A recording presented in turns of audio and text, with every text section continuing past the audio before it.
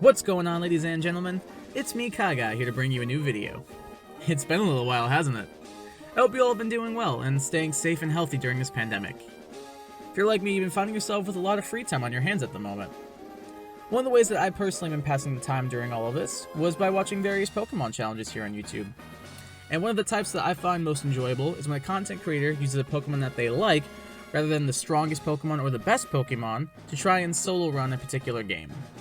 This had me in the mood to try one of these challenges out for myself. I wanted to pick a Pokemon game that I was familiar with, so I ended up choosing Pokemon Emerald. This is mainly because Emerald is the Pokemon game that I put the most hours into, and it's the one that I believe I know the best overall. When it came to picking the Pokemon for this challenge, though, it was a bit more difficult.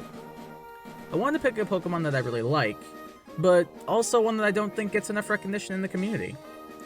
After mulling it over for a little while, I eventually decided on the Pokemon I wanted to use. Surskit. I don't know what it is about this little blue bug, but I love it so much. Maybe it's because it was the first bug water type. Maybe it's because it doesn't get enough time in the spotlight. Maybe it's because it's just so stinking adorable. Sorry. But whatever the reason, I love this little pond skater Pokemon. As a result, I will be trying to use it as we take on the Hoenn Region to find out, can you beat Pokemon Emerald using only a Surskit? First up, let's set a couple of ground rules. To start, in battle, I can only use Surskit. No ifs, ands, or buts. In battle, I can only use Surskit. In battles where I'm forced to use two Pokemon, which I will attempt to keep to a minimum, I will use the least useful move on the second Pokemon, or an item that would benefit Surskit. Second, as I just previously mentioned, I'm allowed to use healing items and X items in battle. I was originally going to try and attempt this challenge without using any items in battle at all, but I feared this would make the challenge impossible. I wanted to at least be a fair fight, but also to keep it somewhat entertaining for you guys as well. Because although Surskit has the same base special attack as Mudkip, fun fact right there for you, its defenses are also paper thin, and so as to not drive myself insane, I allowed the use of items in battle. I'm sorry if this disqualifies the challenge for you, but it's what I decided to do. That's pretty much it for the rules though, so let's dive right into the video.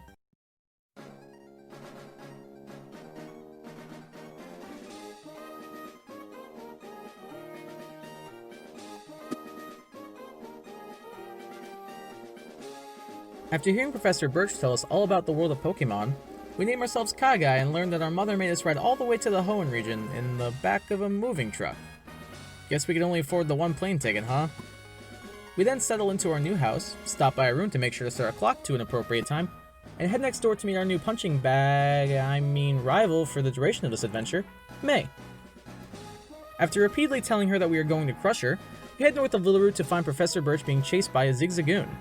It's here where our challenge truly begins. Using the Universal Pokemon Randomizer, I was able to change one of the starter Pokemon you would normally pick for this game into a Surskit. So we select it, and our solo run begins. After rescuing the Professor, he brings us back to his lab where we give Surskit an appropriate nickname. Yes, I was very proud of myself for this one. Professor Birch then asked us to go meet up with May, to which we happily oblige. After taking a bit of time to grind up our Surskit, we head north to Route 103 for our first rival battle. And here's where I screwed up a bit. I'd become so accustomed to the rival picking the starter that you're strong against, that I forgot this didn't really become a thing until Bianca did it in Generation 5. As a result, when deciding what Pokemon to give May to make the game a bit more challenging for myself, I decided to give her a Mudkip. So to ensure this, I thought I would need to replace the Trico with Surskit. Like I said, however, she picks a starter you are weak against in this game, so boy was I surprised when she sent out a Torchic. I'll be honest and say I didn't really feel like resetting though, so we're just gonna rock with this. My bad on that one. Torchic goes down to 3 bubbles, and we've successfully completed our first rival battle. We follow May back to Professor Birch's lab, where we are given the Pokédex, and our adventure is off. After taking some time to grind up against the wild Pokemon around this area, one of the first things we do is catch a wild Zigzagoon to be our HM user for this run. We name it HM as this is the only thing it will be used for during said run. We then go and fight some of the trainers for some experience before we get to Petalburg City. On the way, we run into our first real challenge of the run. This Shroomish. I'm not kidding. With the combination of Effect Spore putting us to sleep, and using the move Absorb to heal itself back up, it almost became our first whiteout during the run. After using a couple of potions though, we do thankfully manage to win the battle and continue on towards Petalburg. Heading into the Petalburg gym, we meet up with our dad, who introduces us to our second punching bag of the run, Wally. After helping him catch a Ralts, we meet up with Scott for a brief minute and then continue on into the Petalburg woods. There we have our first run-in with Team Aqua, who, despite lowering our accuracy with some powerful sand attacks, quickly goes down to the mighty power of Surskit. Before we head on into Rustboro, I decided it's probably important to take on some more trainers for some extra experience. Oh no, not again. Thankfully this one goes down a bit easier though, and we make it to Rustboro City where our first gym awaits us. After breezing through Roxanne's gym trainers, I gained a new confidence and decided we should take on Roxanne immediately. We've been doing so well, so what's the hurt for diving in, right? Surely she can't be too bad.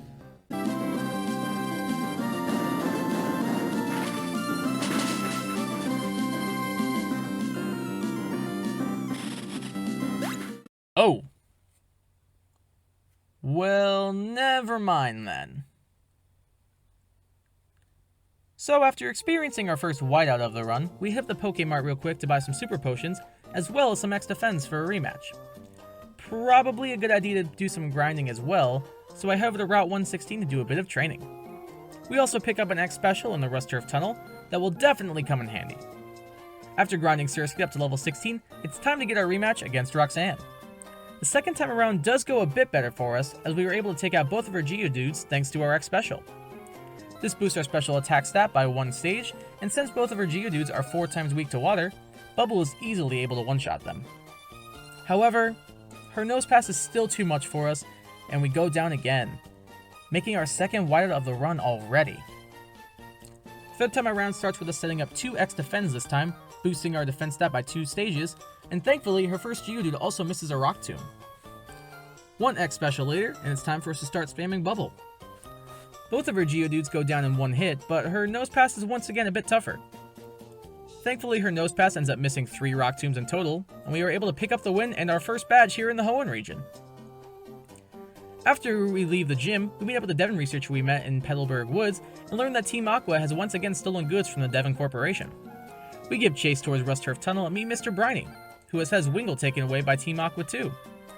Heading into the tunnel, we encounter that same Team Aqua grunt we met in Petalburg Woods and kick him in the shins again to claim back the stolen goods as well as rescue Pico. After giving the goods back to the researcher, he takes us to the Devon Corporation to meet with Mr. Stone. We then get turned into an errand boy as we are asked to take a letter to Stephen in Dewford Town and the Devon goods to Captain Stern in Slateport. In order to do that, we will need to cross the water, but thanks to Mr. Briny, that won't be a problem. As a thank you for rescuing his Wingull, Mr. Briny will allow us passage on this boat to Dewford Town. There's a couple of things we need to tackle here, but before we do, I have to point this out. One of my favorite things about playing Gen 3 was coming to Dewford Town to see what my trendy saying for the save slot was. But this one has to take the cake. Becomes money. Becomes money is the hottest thing and the biggest thing happening. You can't make this up. This made me laugh for a solid few minutes straight. But back to the adventure though, I decided to take on the Dewford Gym first before heading into Granite Cave. It doesn't take me too long fighting Brawly's Machop though that I realize we are not winning this fight. That makes whiteout number 3. After heading back to Petalburg for some X defense, the second time starts out a bit better for us. However, an errant crit from Brawly's Machop does take us down, making whiteout number 4, and we are only at our second gym. Attempt 3 thankfully goes much better for us, as Meditite's only attacking move is Focus Punch, so as long as we do damage to him each turn, we're fine, he can't hit us. And all that's left is his Makuhita. Things start off very poorly for us though, as his Makuhita sets up multiple bulk ups. This boosts his attack and defense, and since Quick Attack won't do enough damage, I have to rely on Bubble to take this thing down. Thankfully Surskit survives a Vital Throw on 3 HP, but we still don't do enough damage. I just select Bubble Ray to accept defeat, but Surskit has other plans and crits the Makuhita, earning us our second gym badge in the Hoenn region. I'm not kidding when I say I jumped out of my chair when I was recording this. After taking a minute to calm down, we then head into Granite Cave to bring Steven the letter from Mr. Stone, and then bid Dewford Town adieu as we weigh anchor towards Slateport City.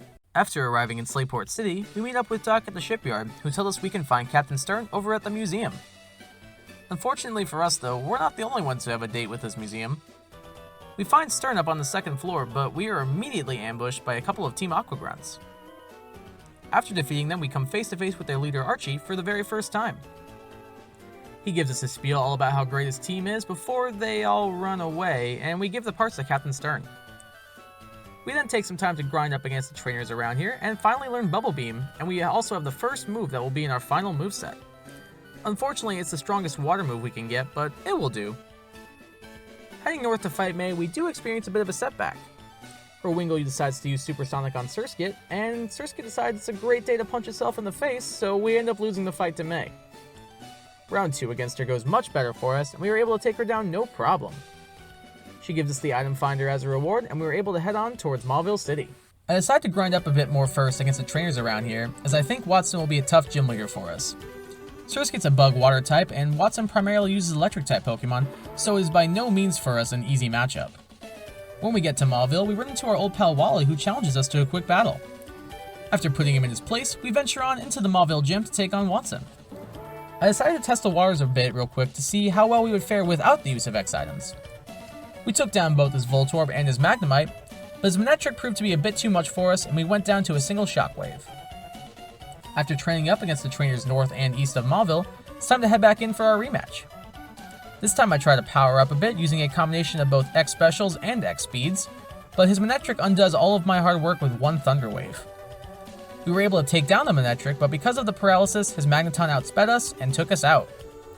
A similar strategy for the next couple of fights leads to us getting handed another couple of Ls. It took us 5 attempts against Watson before thankfully it all goes perfectly, and we earn our 3rd badge here in the challenge, as well as being able to use the move Rock Smash outside of battle. Heading north of Mauville City, we take in all of the trainers on the long road to Fallover Town. We also pick up the TM for Double Team along the way, and immediately teach that to Surskit. This will become move number 2 in our final 4 moves, and it will be invaluable to us later on. You'll see why very, very soon. Double Team boosts our evasiveness by 1 stage each time we use it, so I think some of you get where I'm coming from, but the rest of you will have to wait and see. Reaching Fallover Town, we stop by the Pokemart to pick up some healing items and X items before heading on towards Meteor Falls. Upon arrival, we find that the second evil team in this game, Team Magma, is causing some trouble. They have stolen a meteorite from Professor Cosmo and plan on using it up on Mount Chimney. Thanks to some unlikely help from Team Aqua, Team Magma ends up retreating back up the mountain, and we give chase using the cable car.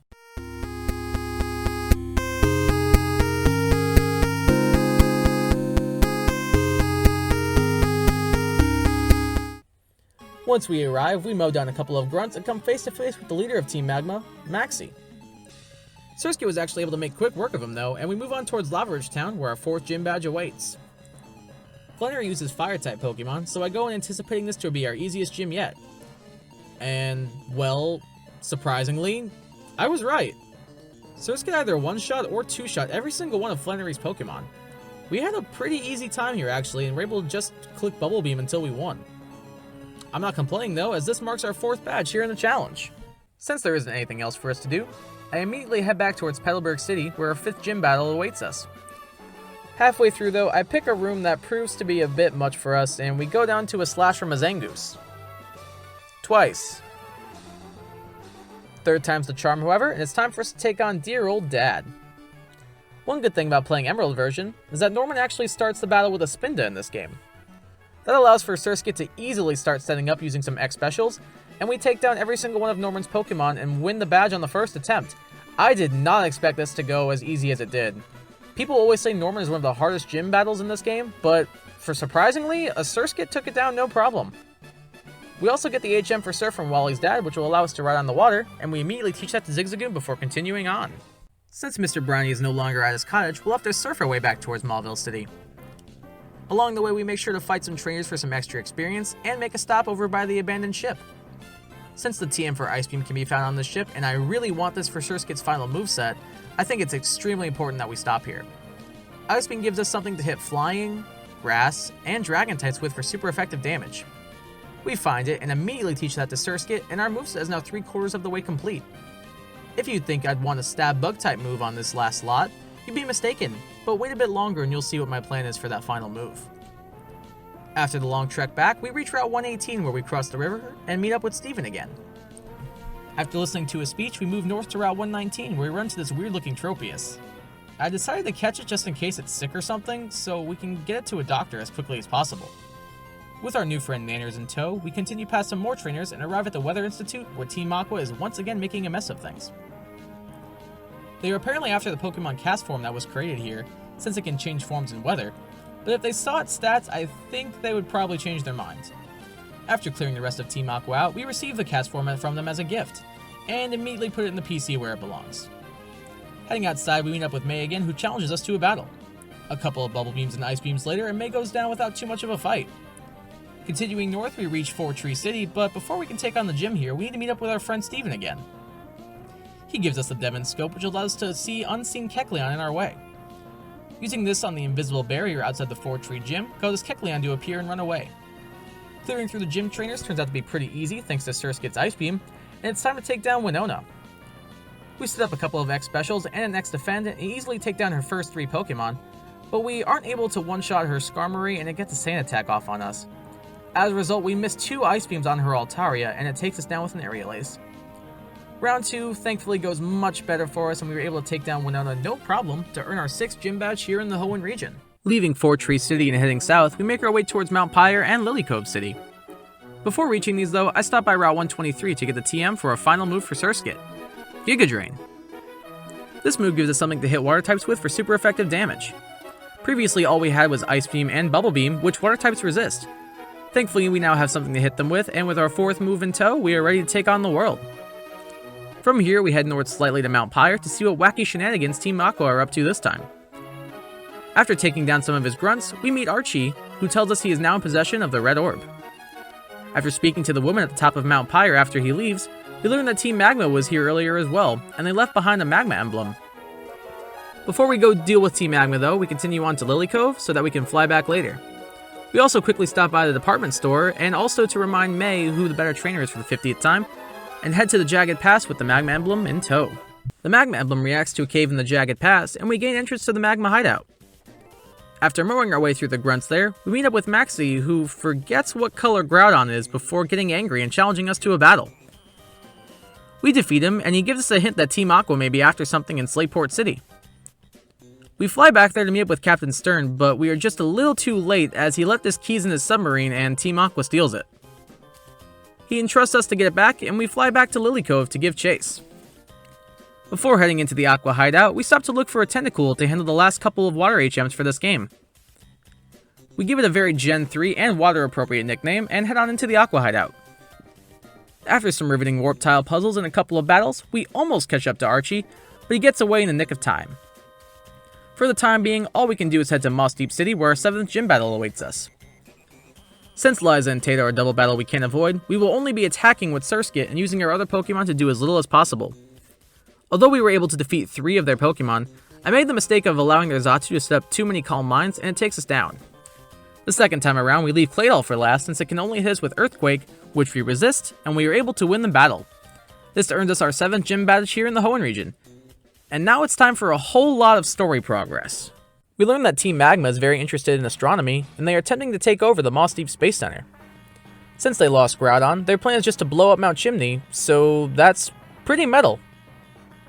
And speaking of metal, we team up with Steven to take on Maxie and Tabitha next.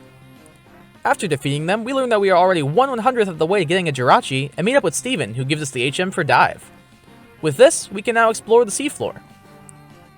The first thing we do is stop by Sootopolis City so that we can fly back later.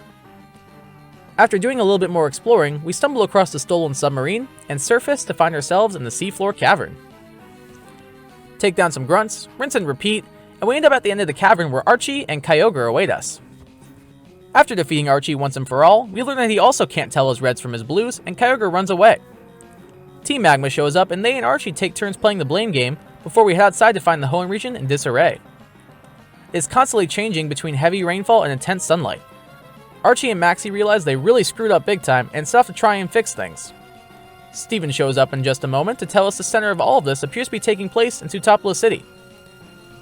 We follow him there and arrive to see Groudon and Kyogre engaged in combat with each other.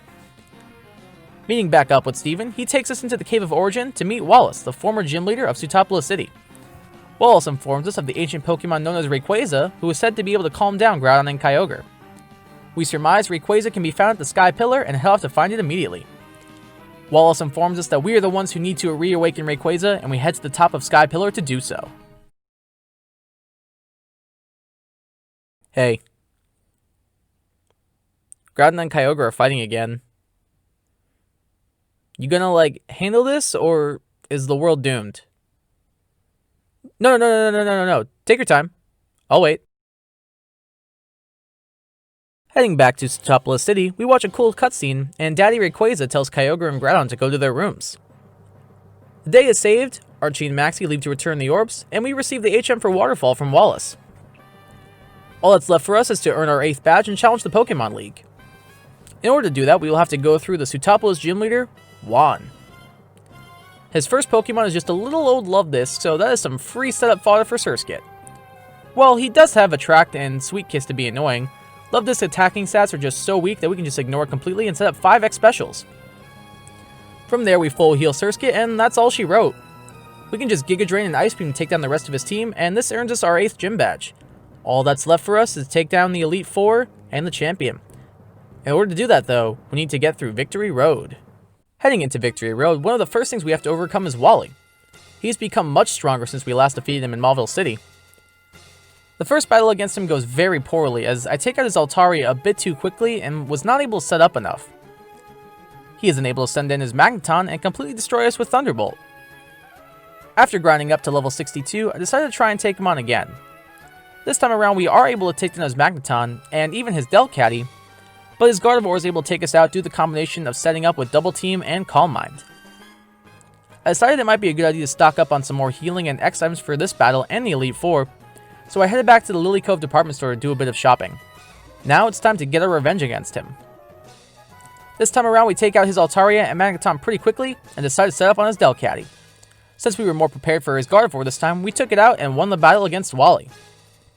From here, the rest of Victory Road was a piece of cake, and despite getting slightly lost at times, we were able to make it through without any issues and arrived at the Pokemon League. Using the money I earned in Victory Road, I decided to buy more full restores and full heals so that we are well equipped with medication for the Pokemon League challenge.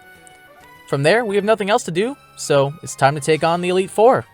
First up in the Elite Four is Sydney, who uses Dark-type Pokemon. My plan for the Elite Four is to finally make use of the Double Team TM that we taught Surskit a while ago. Double Team raises our evasiveness each turn we use it, and makes it harder for the opposing Pokemon to hit us. Since they are hitting us less often, we are taking less damage, and are able to set up more using X items. Surskit sets up 3 Double Teams, but unfortunately his Mightyena is still able to land a Sand attack on us, which will lower our accuracy. 2 X Specials and a Bubble Beam are enough to take it out though. His next up Pokemon is his ace Absol. Based on previous playthroughs, I know he likes to set up a Swords Dance with Absol when he first sends it out. As a result, I make a hard read and go for another X Special to boost up to +3. It pays off as he goes for another Swords Dance, and we were able to take it out with a Bubble Beam. From there, we can take out the rest of his team with a combination of Ice Beam and Giga Drain. 1 down, and 3 to go. Next up is my personal favorite Elite Four member in all of Pokemon, Phoebe, who uses Ghost-type Pokemon. Phoebe's first Pokemon is Dusclops, which likes to spam Protect. That means it's free for us to set up some Double Teams on. We do set up 3, but unfortunately I forget that she has Shadow Punch, which never misses. It doesn't do too much though, so I can continuously set up some more X Specials while keeping an eye on my HP. We get set up to +5, and from there, it's time to sweep. All we need to do is just spam Bubble Team on our team, and they all go down pretty quickly. That means we now have 2 of 4 Elite Four members down. Third up is Glacia, who uses Ice-type Pokemon. She leads off with a Celio, but it can't hit us very hard, so it's time to do what we do best, and set up a couple of Double Teams. We get to +4 evasiveness, and you already know what comes next. We set up 5 X Specials, and it's time for us to go in. A combination of Bubble Beam and Giga Drain is enough to easily dispatch Glacia. Just 1 more Elite Four member stands in the way of the champion. Drake is the strongest member of the Elite Four, and he uses Dragon-type Pokemon. His first Pokemon is a level 52 Shelgon, which also likes to spam Protect.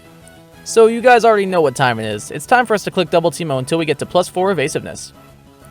He is able to land a couple of Rock Tombs on us though, which do lower our speed, but we were still able to set up our special attack to +4. From there, we just use a couple of XPs to get back to normal, and since he's a Dragon Trainer, we show him just how much dragons hate the cold by spamming Ice Beam against him. Only his Kingdra is able to take 1, but because of the Double Teams, it misses its Body Slam and we take it down.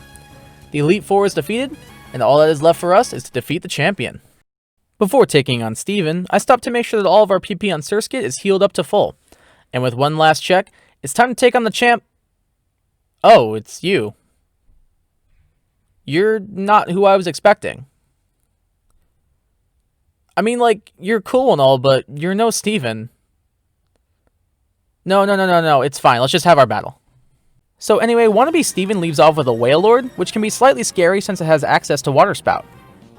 Even though we resist it, it would still do a lot of damage to us from full HP, so we need to hurry and make sure to set up some double teams to avoid the damage. Turn 1, he does set up the rain, which makes his Water Spouts hit even harder, but I decided to take the risk and double team again as he for some reason goes for Double Edge. It also gives him recoil damage and makes his Water Spouts even weaker. I decided it's best to not take chances with this battle and get up to +4 evasiveness thanks to double team. From here, I want to go with a bang, so I spam X specials into our little Pond Skater Pokemon until it's at +6 special attack. Wailord goes down, and Surskit pulls out its broom because it's time to sweep up. Tentacruel can take a couple of hits, but it goes down eventually. He sends out his Milotic next, and it quickly goes down to 2 Giga Drains. Ludicolo does live a couple of Ice Beams to try and stall us down, but it's to no avail as we freeze it and knock it out. Whiscash goes down to Giga Drain plus Bubble Beam, and his last Pokemon is Gyarados. Surskit makes sure to show it who's boss though as we get the freeze again and knock it out with another Ice Beam, ensuring us the victory and crowning us the new champion of the Hoenn region. Although we did bring a couple of other Pokemon along for the ride, that is how I beat Pokemon Emerald using only a Surskit. I hope this helps people realize that even if a Pokemon doesn't have the best stats, with a little strategy and a bit of cheese, you can still pull out the win in the end. In total, we had 14 whiteouts, which I don't think is too horrible overall. All we needed to win those battles that we previously lost was to adjust some strategy a bit or grind up a couple of levels. There was never any point during this run where I felt that any particular battle was impossible though. Well, that's a wrap up on this video. Let me know down in the comments if there are any other Pokemon challenges you'd like me to do in the future. I would love to hear suggestions and maybe I'll stream them in the future. Also, if you did enjoy this video, please leave a like on it. This is the most effort I've ever put in a video, so your support would be greatly appreciated. I'm going to get out of here though, so I hope you guys have a great day and stay safe. I love you. Goodbye.